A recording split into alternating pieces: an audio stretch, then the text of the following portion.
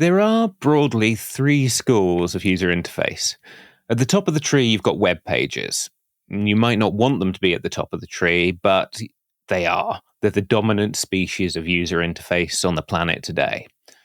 Then, nearly as popular as that, you've got the native app, the one that's running directly on your desktop or on your phone.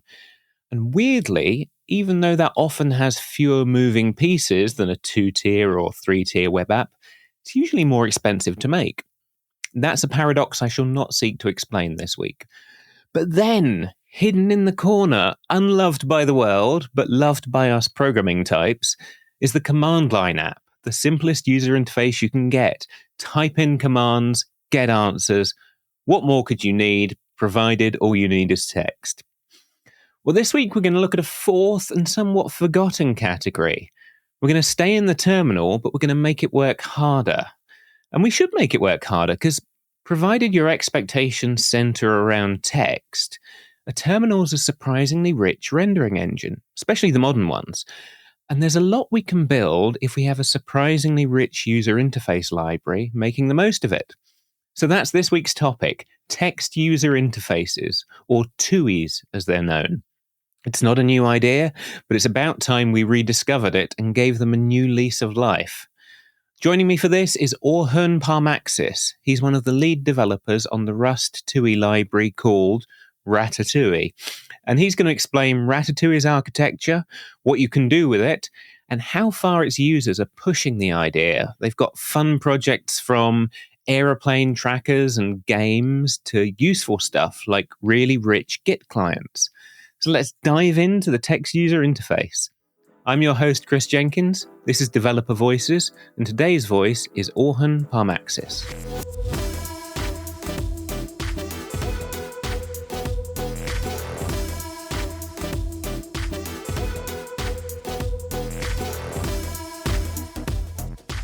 Joining me this week is Orhun Parmaksız. Orhun, how are you? I'm good. How about you? I'm very well.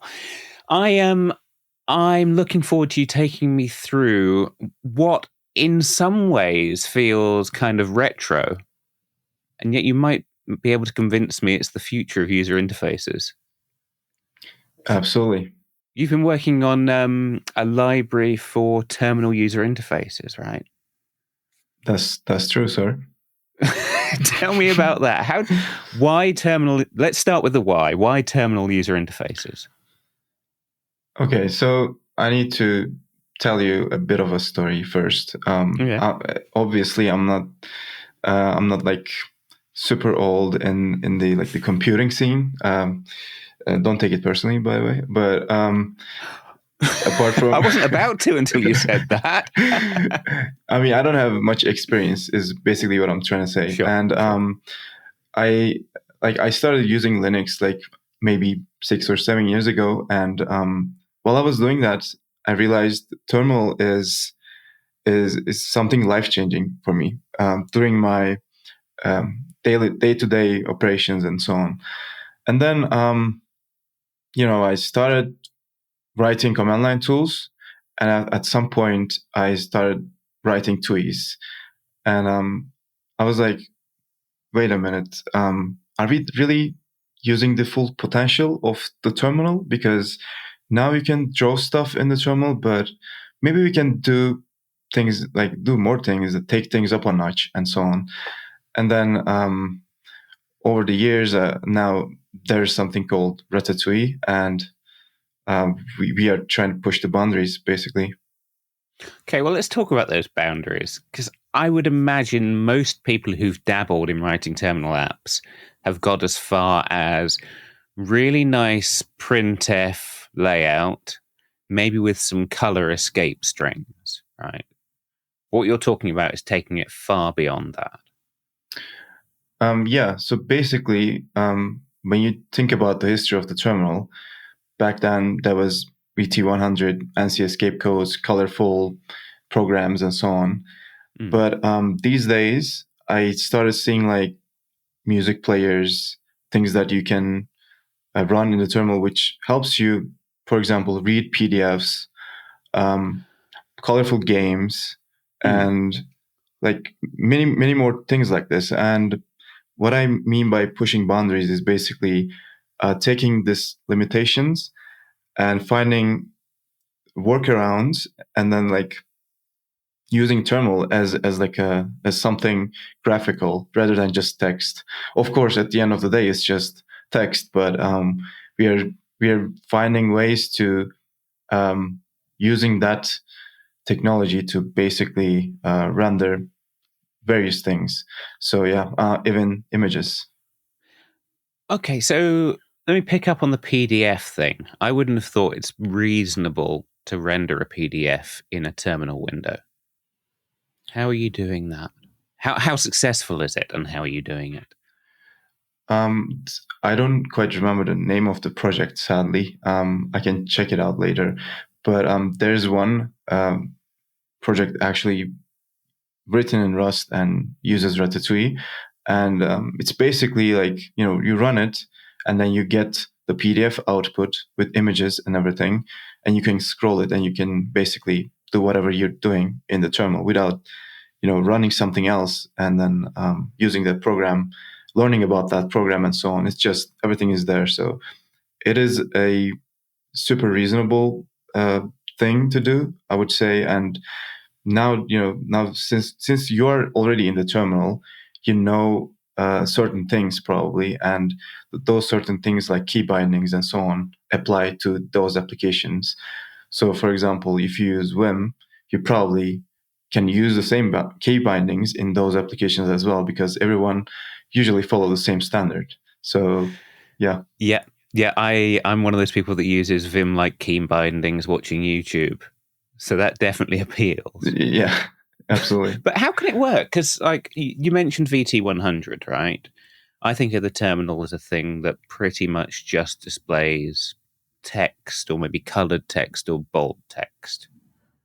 So how do you get an image into that standard?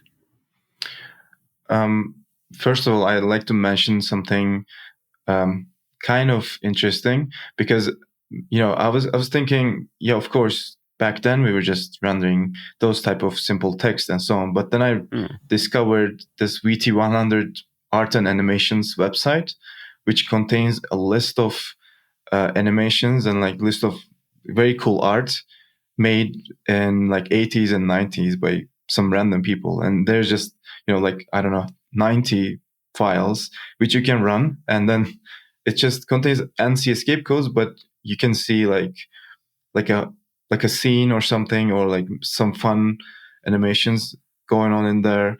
There are like very cool effects actually that I kind of get inspired from, and I'm like, people were actually like doing these things back then, but it was just for fun, Yeah. But today it's a bit different. We take the same technology and we apply some kind of abstraction to it. And at the end of the day, you get just one API, and you can use those calls to draw certain things in the terminal, and then maybe render images if your terminal supports that. And you can basically have like a full-fledged app running inside a terminal. One example of that is there is one project called Tachyon Effects, which I try to contribute a bit. So it's a shader library, like an effects library for the terminal, which allows you to render different effects, and you can like combine those effects. For example, you can have like fade in, fade out, glitch, and then some other stuff in there. So basically, when you use these APIs along with Ratatouille library, you can pretty much like combine different things, like use different widgets for image rendering, use something for inputs, use something for effects, and then at the end of the day, you have some stuff happening which you can't really tell it's in the terminal. It looks like a real like app, even as close to as like a website or something. But I still get my terminal style key bindings. Yeah, you get everything, and then it's in the terminal. Also, there's another aspect of this, which is like taking the same approach and applying it to web. So basically, you get the same same like terminal output, but you can render it on web. So someone actually made a website which is in the same style as your terminal. Like, it has these Unicode blocks and everything, but he hooked it up to the web rendering backend somehow, if I like recall correctly, and then he like hooked it up to the mouse events and so on. So you can just, your terminal app rendered in web, like in a website, but you can just navigate it using mouse and whatever, like clicking on things. So like it's a two-way thing. You can either like make the terminal like a website, or you can just have the terminal app and then put it on a website. So yeah, those both things are now possible with the stuff that I'm working on. Okay, we have to get into the details of this, because like I can remember since like early 2000s, maybe even late 90s, people were doing like, okay, ASCII art has always been a thing, but also people trying to mock up a Windows 3.1 style operating system in the browser, and there have been hacks for that for a while. What surprises me is the thought that a terminal app would be able to support something. Are you saying it's supporting something like OpenGL?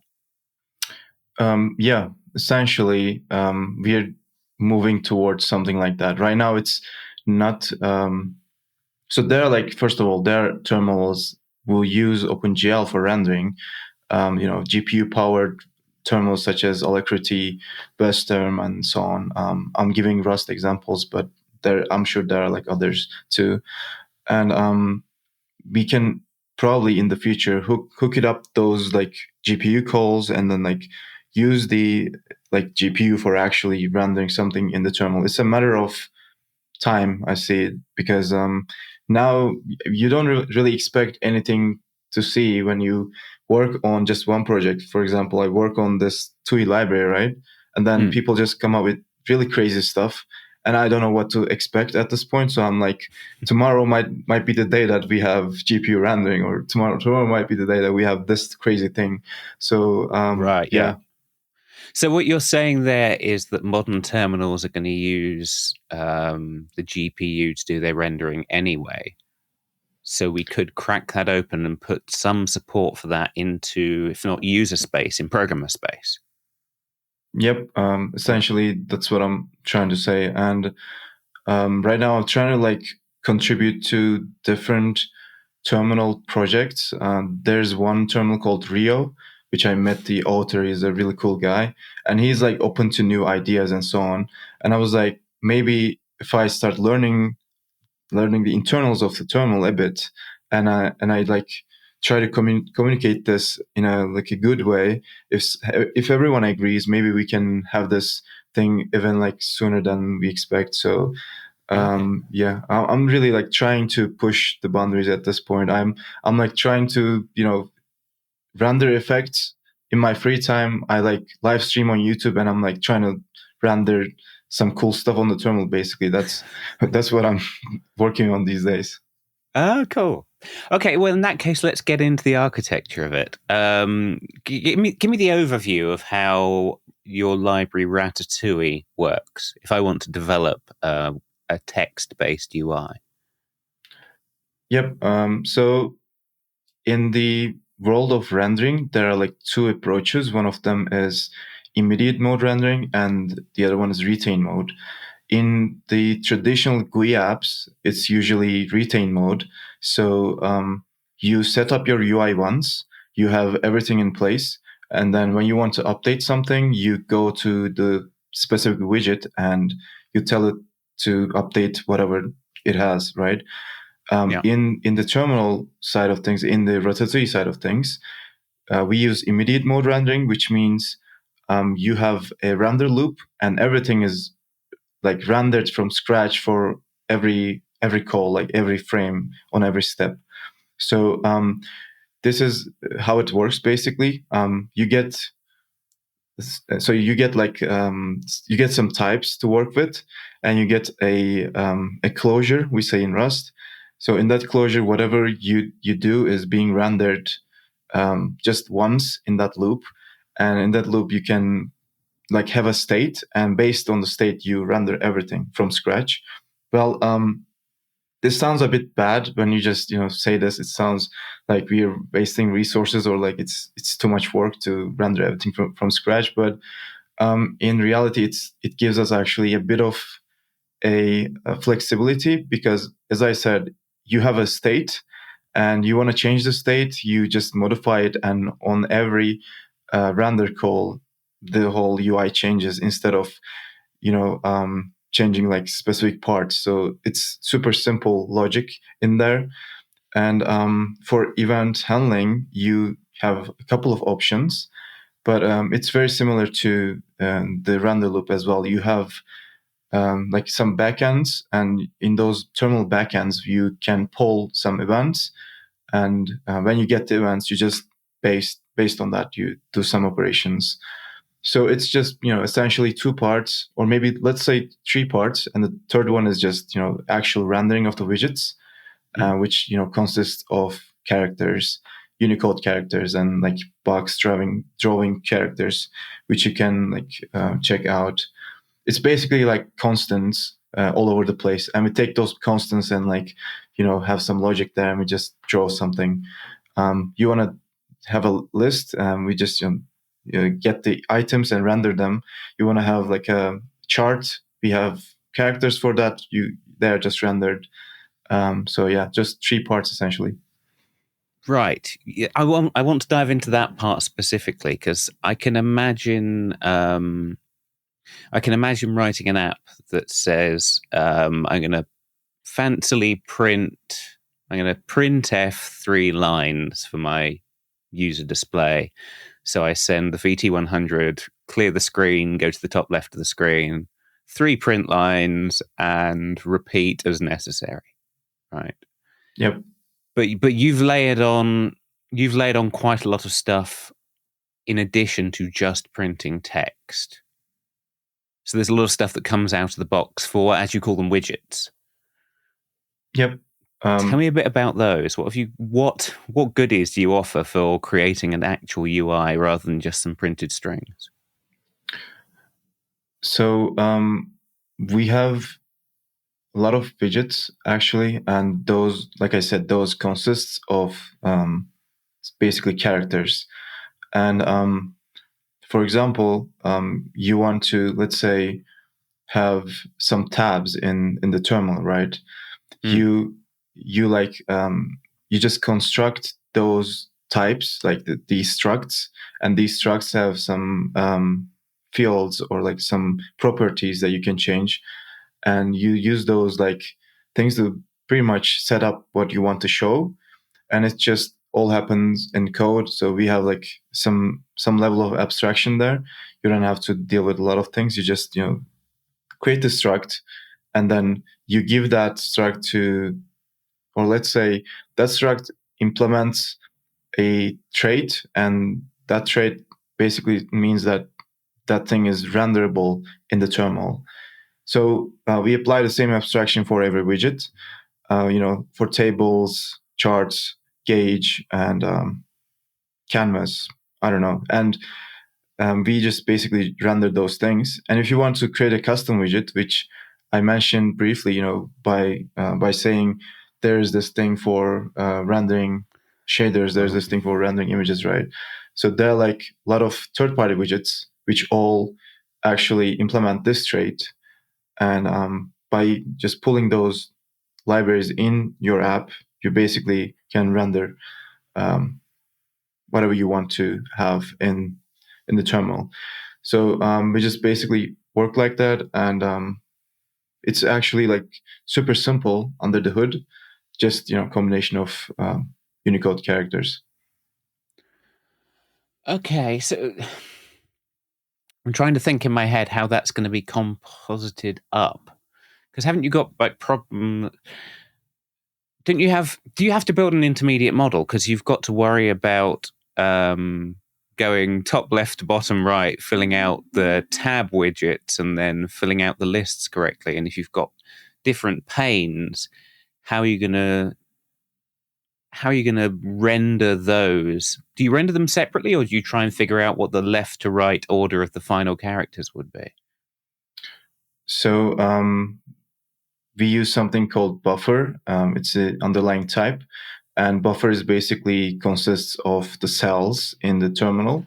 Those are the little parts that you have, and if you want to, so for fun, I kind of slowed that down, the rendering process, to see what it looks like, and it basically goes from left to right, and then the next line, and the next line, and then at the end of the day, it's rendered like that. So we get, at the end of the day, we get a vector of cells, and then we just go through each coordinate in the vector and then render whatever there is. Like, let's say you have a table and the top left corner of the table is just one Unicode character, right? And we basically render that, and we render the style. So it's just three things. And we just give that to the backend that we have, and the backend can be changed based on whatever you want to do. We support multiple backends. The recommended one is some library called crossterm. So we just give everything to crossterm, and then crossterm renders that thing for us, and that's pretty much it. And if you want to have another backend and like control some things, have maybe have some intermediate layer where you want to like inspect things, you can just implement the backend trait on your type, and then you can have control over this vector of cells, because this gives you the ability to implement the render logic. So that's basically how it works. Oh, okay. Is that where you jump in and do things like having a virtual terminal for rendering tests? You could actually test the display. Absolutely. So we have a backend called test backend, which you can use in your unit tests, and it gives you. So it has some additional methods which can be used to get the buffer, like underlying buffer, as like raw text.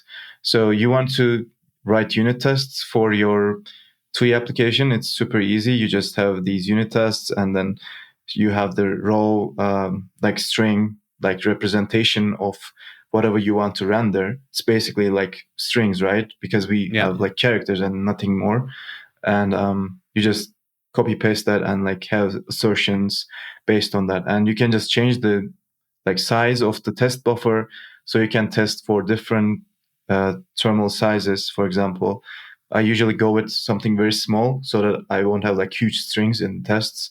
But you can like have like snapshots of the terminal itself, and then just assert based on that. So that's how testing works. Okay. So when I render out my widgets, they go to a logical buffer, and you just splat them without worrying about, you splat the stuff on top without worrying about compositing. And then once you've got the final buffer, then you can render it out as just a string to a test. I'm wondering if you could get hold of one of those old, the flick boards you get at train stations sometimes. Could you render a text UI to one of those? That's actually one of my goals, but I haven't really got the chance to do it. I want to have a very small LCD or something, very small screen, like something embedded maybe, and try to implement a backend on that and like render the whatever widget I have on that little thing.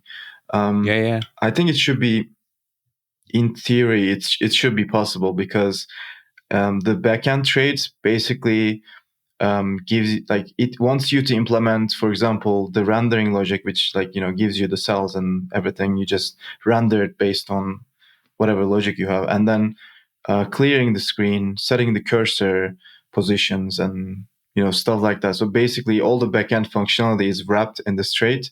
And if you implement this on something, it will just work out of the box for Ratatouille. Okay. I have to hark back to a previous point then. If you've got this buffer, which is essentially this character goes here with these properties like this color, how do you fit something like web with OpenGL shaders into that model? It's a good question, actually. I think the shader library that I'm using um, is using like different characters or like different styles under the hood for doing that. Because, for example, I realize when I do some like fade or like move animation or something, it actually uses like the little cells to create a bit of like a animation in the like the shadows and so on are they are actually um like black colors and like little boxes and so on. So I think it's just some special logic in there. It's not like um I don't think it's super like advanced right now. So it's just some some I don't know something that looks like an animation, but at the end of the day, it's just rendering on the cells. I think that's my observation, but I need to check that again. I'm not really sure how is that happening. Okay, sounds like it's something that's still evolving.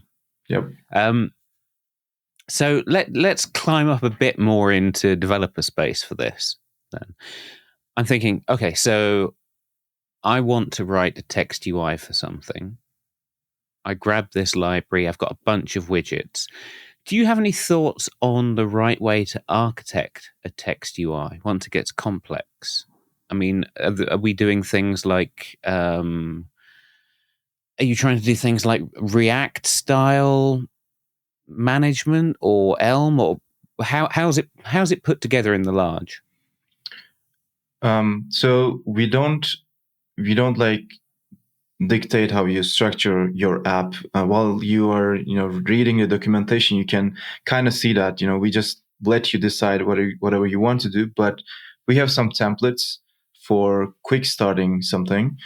And it's actually funny because in in 2019 or 2020, I put together this very simple TUI template for Rust, and for a while everyone kind of used that because that was the only thing. Sorry, everyone.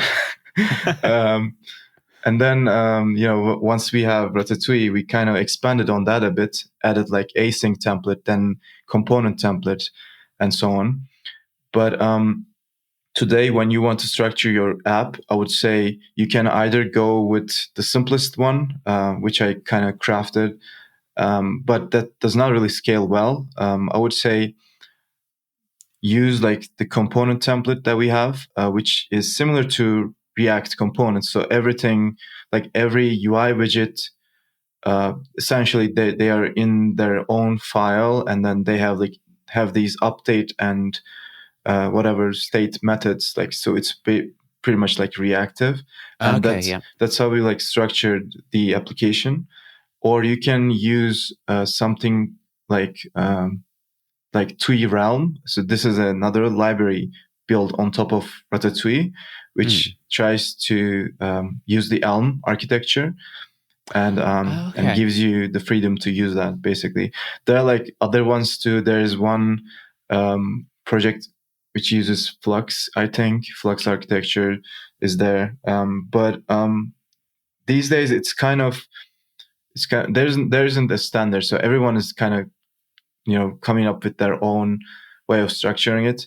But for me, the one that I liked is the one that I crafted in the first place. So what I do is I usually have some channels for sending the events, and then I can use async or not. It does not really matter, but and then I use those events to handle them in the loop, and so on. So it's super simple, and this gives me the flexibility to send like custom events. So for example, from the UI loop, I can check some properties in the UI and then create an event and then handle that somewhere else. And this way it kind of gets a bit everything gets like everything gets connected and so on. But I saw people using the component template and like sometimes Elm architecture as well. The problem might be that when you use like when everyone has their own way of structuring their apps, it makes it harder to integrate them because we are all in the same ecosystem, right? And you can actually like import another TUI app in your TUI app and then use that. It's possible. So yeah. So whilst I would initially assume these are largely standalone text UI apps, you're thinking about embedding them. Is this going to end up like some kind of giant text-based control panel for all the things that you want on your laptop? I'm aiming for that, yes. Okay. But so it's actually a bit sneaky, like, to be honest, because I was working on this tool called Binsider. It's for analyzing binaries, and I started this project like a year ago, and I wanted to add like hex dump feature to it. And I was like, do I have to write this from scratch? Someone should have made this before. And I looked up, and there's one very cool Ratatui app which does exactly what I want. So I basically contributed to that project, and now it is usable as a library. So I basically import that project in my project, and then I hooked up to its like event handling logic, and like I basically like used the same UI in that app in my app. So it's a bit sneaky because and then I realized I can do this for more stuff. So I do the same for another app. But then I accidentally end up becoming the maintainer of those two projects. Yeah, the curse of contribution to open source, right? Yeah. But so you are actually going beyond building like terminal interfaces into potentially building like the analog to the web world, where you have like a library of stuff you would download, like a date picker for your website. Yeah. I want to dive into this more a bit. I don't have time for work on web stuff right now, but there are like a lot of different projects which allows you to render things on the web, and they are just in first place they are made for the terminal. There's one for vGPU, and there's one for like there's one for actually for a GUI, like for a GUI widget, but then the GUI widget can be compiled to WebAssembly so that you can also render it on web and so on. So there are like different projects which try to focus on different areas of web, and then I want to at some point just sit down and like have some library on top of Ratatouille, which kind of allows you to do web stuff without even like worrying about the compatibility and so on. And I think it should be possible because there are like a lot of apps these days. There's one game called Kartoffels, potato in German, which is like a boat arena thingy, and you can just run this thing on the web and from SSH. It's basically the same UI, and it's playable by key bindings. And I want to like have more projects like this in my life because it's super fun. You don't have your browser, then it's fine. You can just SSH into it. It's the same thing anyways, right? So right. So you could be in a situation where if you're mainly making a text-based UI, you can still make it available to the broader world. Because for most people, the one user interface kit they have is their browser, right? Yep, exactly. Okay. So you could live a life largely based in the terminal without excluding yourself from other users. Yep. Okay. That would be huge fun. So maybe we should talk about other places this can go, because give me some more examples of good. Where does it shine? Where does building a text UI shine? Who's doing this well? System tools, I would say. This was the thing anyways. Like, we had these TUI tools for monitoring and doing certain things in terminal. And this is really one of the areas that is still very important, and we are kind of still seeing improvement in those areas. For example, there's one really cool app which allows you to monitor your GPU from the terminal. And there's another one. There's a project called Atwin, which allows you to see your shell history, and then it's actually just more than that, but it uses TUI to to give you how it looks like and so on. You can just browse stuff. But recently, so these are all system tools. But recently, I came across something which was super amazing. So I have this little thing in my desk. Okay, like a little USB chip microcontroller thing. Yeah. So this is RTL SDR. This picks up the signals, basically, like waves or something. I don't know the details, so I'm super beginner to this. And I have some antenna, right? And I just hooked this up to my computer, and with some magic and with using some tools, I can simply see the airplanes around me right now by just picking up their signals or something, and it's just in the terminal, and I can see them on the map, and I'm like, this is very cool. Like, wait, you're using the aerial to pick up what their transponder signals? Yeah, and then you're mapping it onto a map in the terminal. Yep. And you can like zoom in or zoom out, and then it's like tracking them real time, so you see their routes and everything. And I'm like, well, this is not useful, but it's super interesting, right? I mean, yeah, it's a good use case for doing things like this. I never thought that this was actually possible. So the project is called ADSP Deku, or just Radar TUI. And it's just using Ratatui widgets basically for rendering all of this. It uses a canvas for rendering the map, and some lists and some tables and so on. So you can see how far is the airplane from you, or where is it going, or what's the speed, and so on. So things like that are super mind-blowing to me these days. I'm not really mentioning the importance of the system tools and the entertainment and games and so on, but this is just a whole new era for me. So yeah. I mean, you say it's not a big deal, but I can imagine.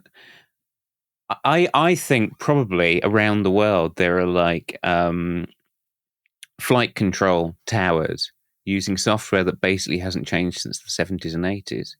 And the thought that we could develop something new that wasn't a world away from what they're already using, like new terminal apps for plane management. I can believe someone out there will get very excited about the possibilities of that. Absolutely. I mean, as well as it being cool. Yeah.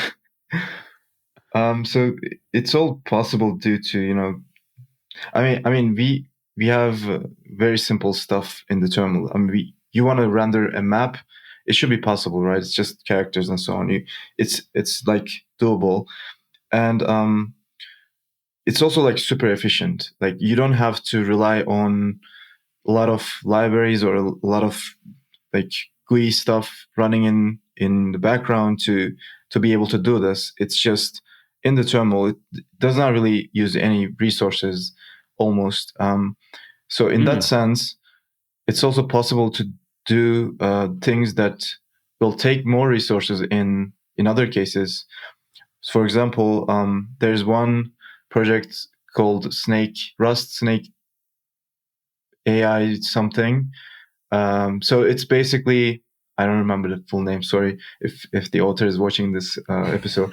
I'll put a link to the show notes. We'll find it, and but the author is called Bones. I remember that, Bones AI, and it's basically like a snake AI learning to AI just learning to play Snake in the terminal, like and the you old can mobile see, phone game Snake. yeah, and then you can just see how it's learning, how it's doing, and some statistics, and like it's rendering the paths, and like it's basically trying to like learn things. And when you think about it, if you wanted to visualize that in some other way, it would probably take more resources. Like if you wanted to have a GUI to have all these statistics, like have the the actual game, and then some charts and so on, it will probably take more resources. But since we use basic widgets and just basic like text characters, it almost takes like no resources. I was thinking if I needed any resources to run this on my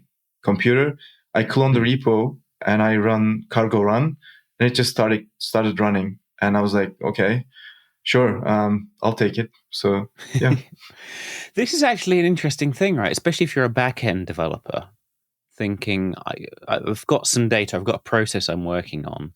I want some kind of better visualization of the output.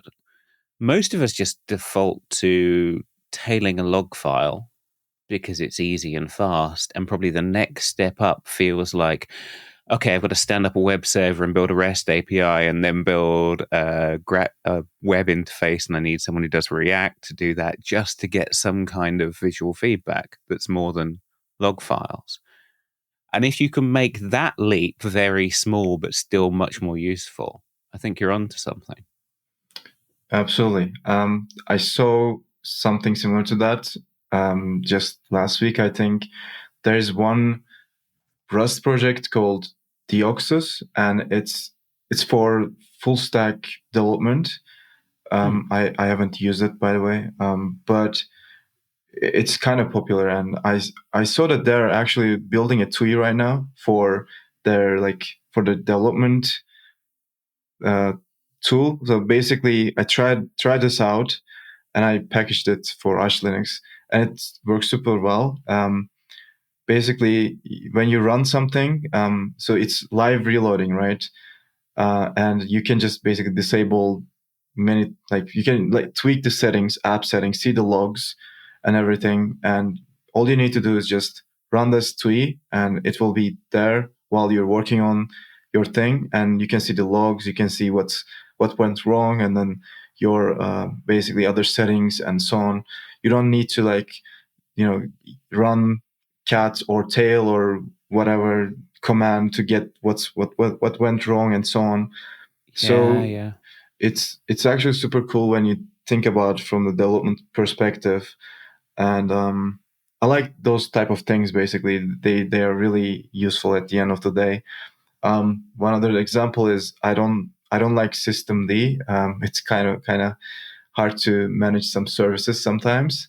Okay. And I discovered systemctl TUI, which is basically now the lifesaver for me.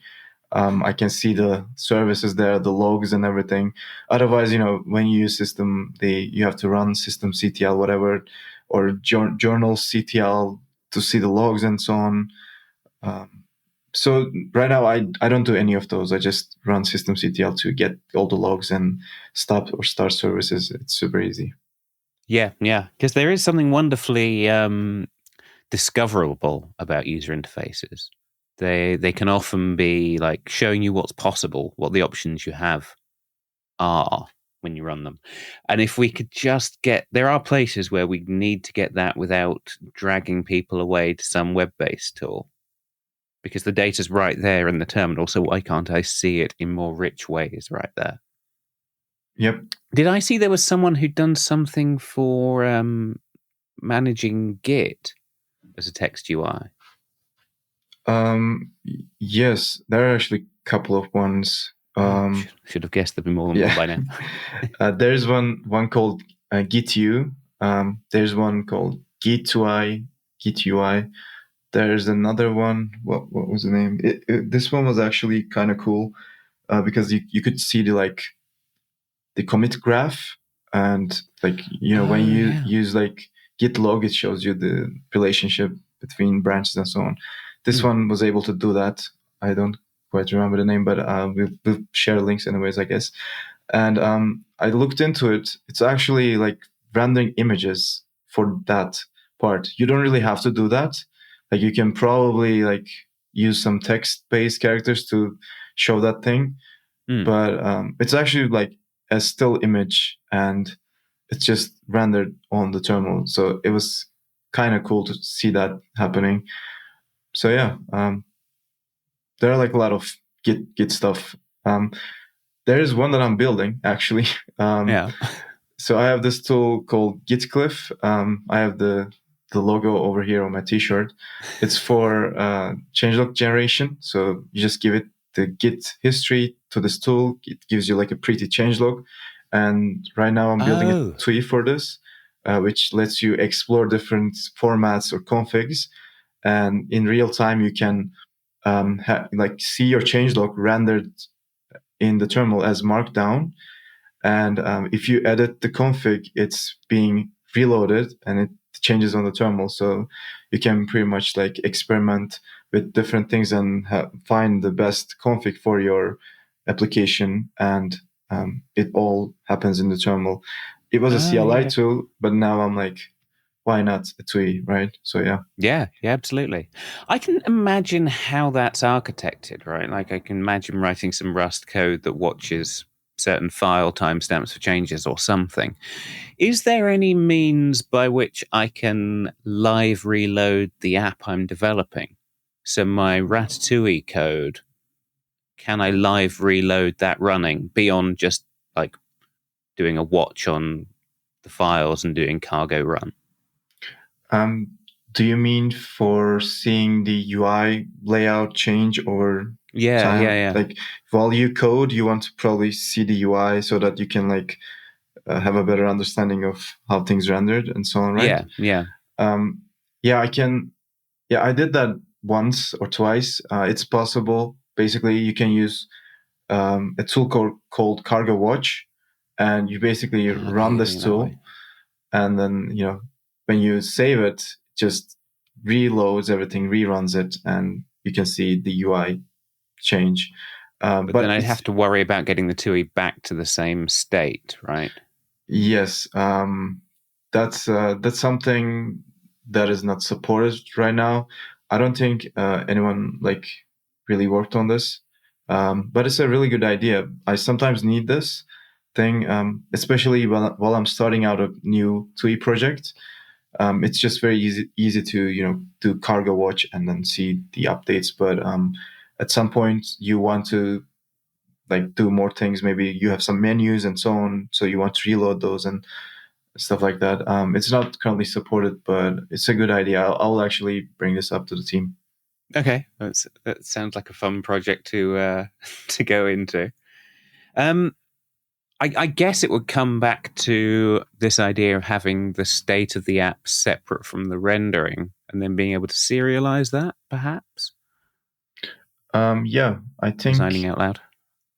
Yeah, I think it would work like that. Yes, I think maybe supporting that out of the box would be nice, because right now we want to improve the user experience a bit.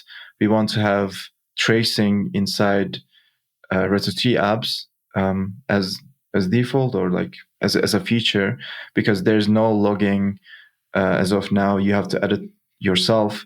But if we somehow add tracing and get an idea of what is going on, like which widget is being rendered and why is it so slow, or why is it not rendering correctly, and so on, it would be nice. And also live reloading would be a nice feature as well.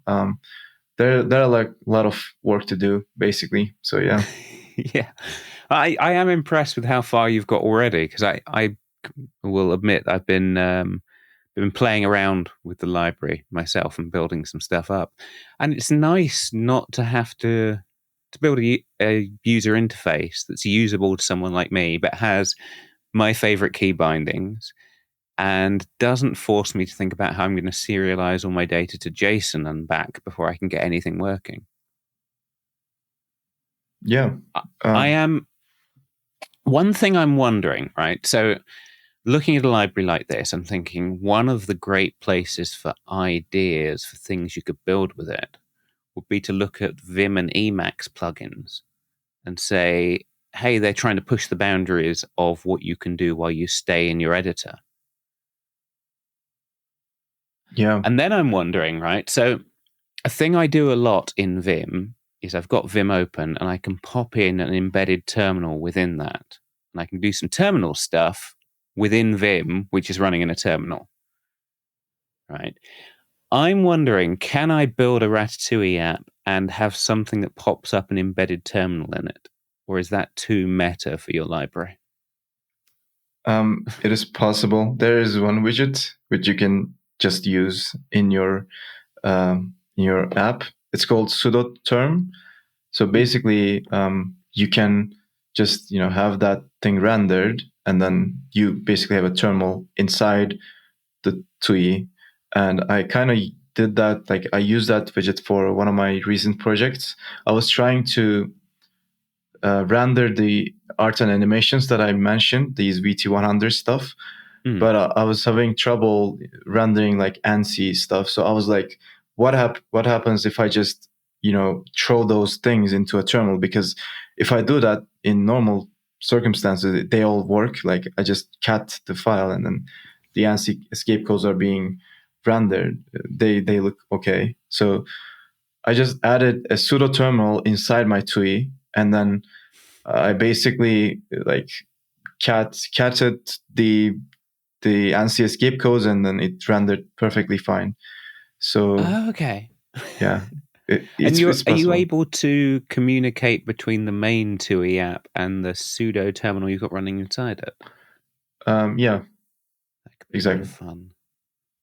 So I You could can. potentially run Vim inside. I could have Vim running a shell, running a TUI, running another shell, running Vim. Okay, so after this call, we probably start working on a multiplexer together, right? Yeah. Yeah, that'd be cool.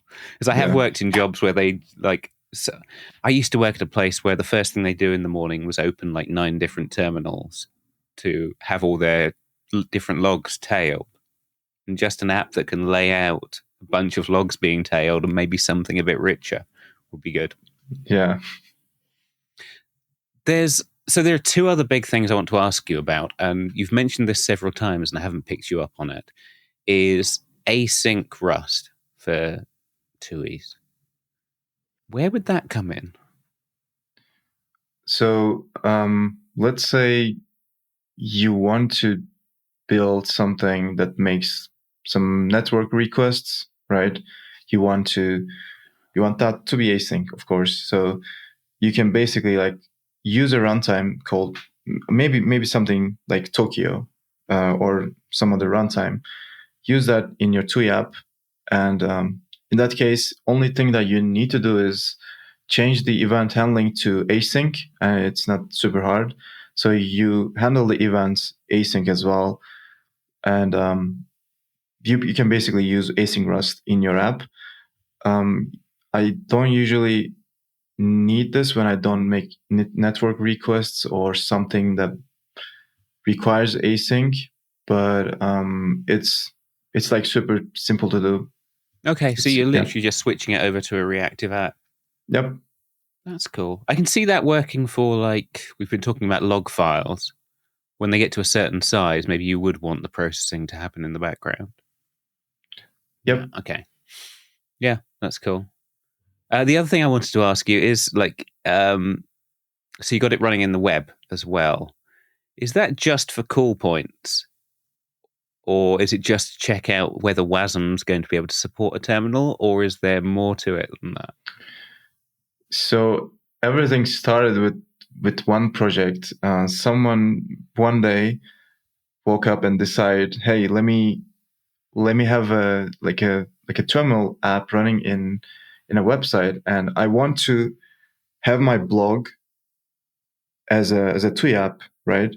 And this guy just basically have right now. You can probably go to his website and browse it. It's a Ratatouille app. You can see from the look, but it's in the web, and also it's a blog, and in the blog he mentions how he managed to do this. So it's just his website at this point, and it's all, Ratatouille and like some other Rust framework which helps you to do some web stuff and so on. So it's actually something usable and usable in practice, not just something fun, but it's actually a full-fledged website, which I really appreciate his work on this. It's just super inspiring. In the blog post, he goes into detail, and you're like, while you're reading the blog post, you're like, okay, I see how this works because I'm right now looking at it. I'm just scrolling the website, and it's a TUI app, right? It has the same look in the terminal, but it works in the web, right? It's super nice, super cool thing. So yeah, there are. I mean, I hope to see more website like this. The only thing that I should look into more is, so he made this thing, but I guess there were some rough edges about rendering and so on. And then somebody or he just need to follow up with things. So I was kind of interested in offering some help to make this thing more polished so that more people can do what he did. So yeah, it's just a matter of time and effort. Hopefully I will have some time to work on it. So yeah. Yeah. And is that what your future largely holds? Just pulling on these interesting threads and seeing what's possible? Right now, yes, I would say so, because I want to see how things can be improved, and I want to like really push this thing and see what is possible. Right now, I use many TUI apps in my life, and I'm slowly, switching from GUIs to TUIs. Everything is becoming like that. At some point, I don't want to use the browser if possible. So we're gonna see how that will go. It should be really fun. So yeah,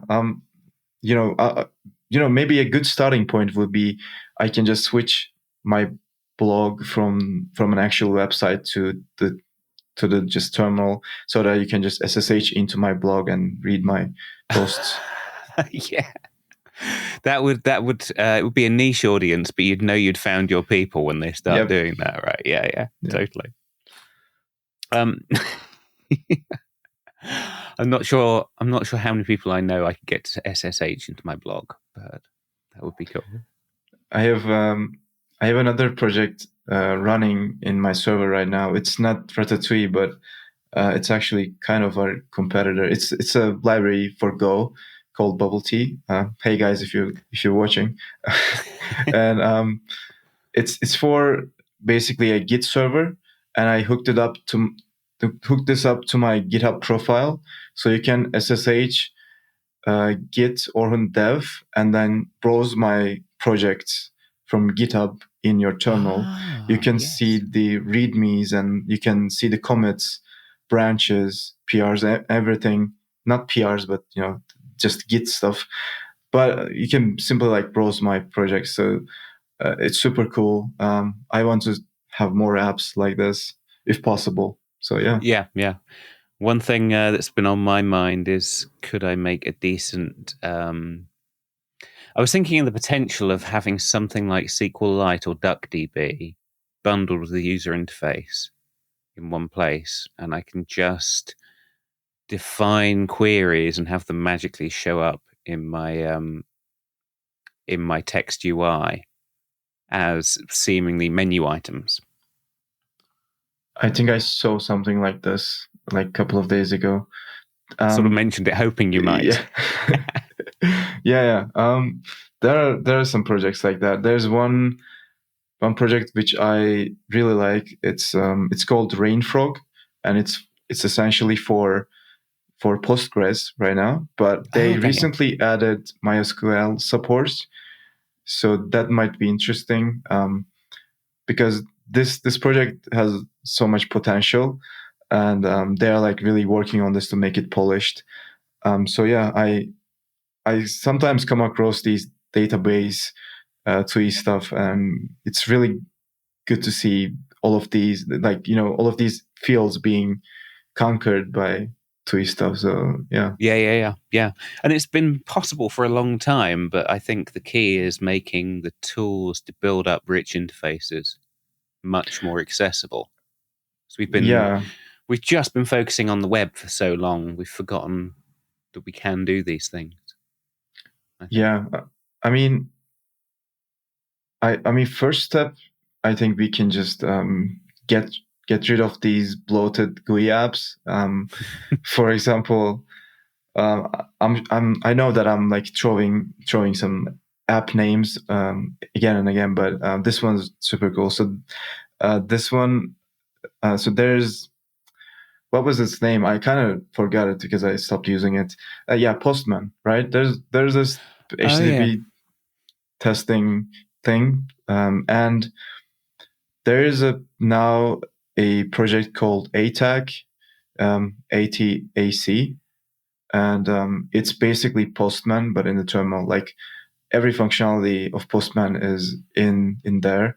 You can import your files and everything, and the UI is super rich. So you can just, in Postman you have these collections, and you can just click on those collections and select something, and then do some stuff. It's the same basically, but in the terminal. So why would I use Postman, right? Right. Yeah. So okay, I'm totally going to try that one out. Yeah.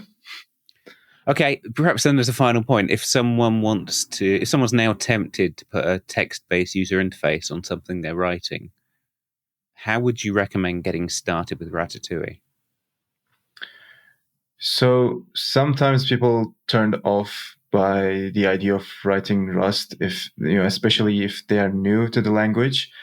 But at the same time, I saw a lot of people actually started writing Rust because they want to build Ratatouille apps.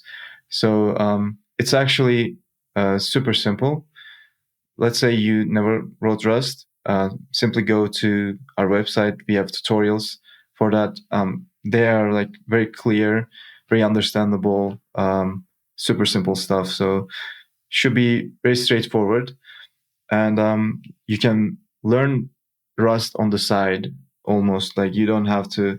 Of course, it's a bit difficult because of the learning curve, but it's still very doable. And we have tutorials and so on, and we have a community in Discord, Matrix, and so on. You can just come around, ask questions. We help everybody. So yeah, that should be the way. And yeah, after some point, you kind of realize it's actually like super simple. At this point for me, it's like somewhat boring almost, because I know what to do, so I'm like a bit lazy to do it.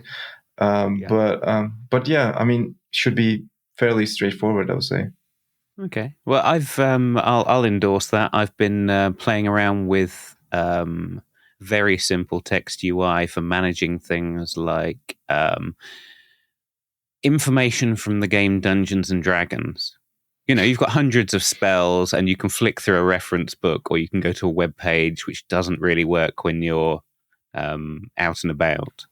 And so having an easy way to navigate lots and lots of structured data has been fun for me, and I've enjoyed using the library to make that happen. Yeah, I saw the screenshot you sent me. It looks super cool, actually. Yeah, hopefully I'll do something with it eventually. Yeah.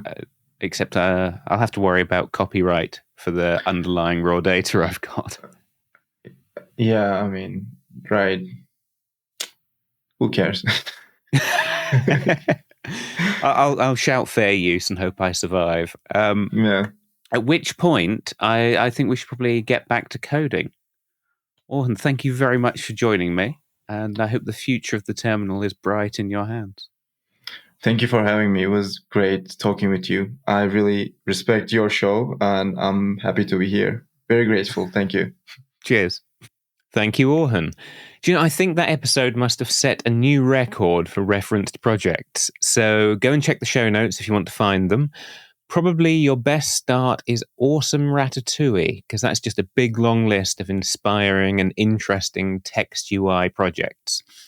But obviously, check out the library too, ratatouille.rs, because it's quite fun to build stuff with. I mentioned this briefly at the end there, but recently I built myself a UI for searching through Dungeons and Dragons interface, just for me, just for my audience. And I built it first as a web app, because that's my go-to approach for UIs. And in hindsight, I think that was a mistake. Doing it client-server was doing it the hard way. So I ended up rewriting it in Ratatouille, and the code base is so much smaller, because none of the code base is about REST interfaces or standing up servers or JSON serialization or any of that.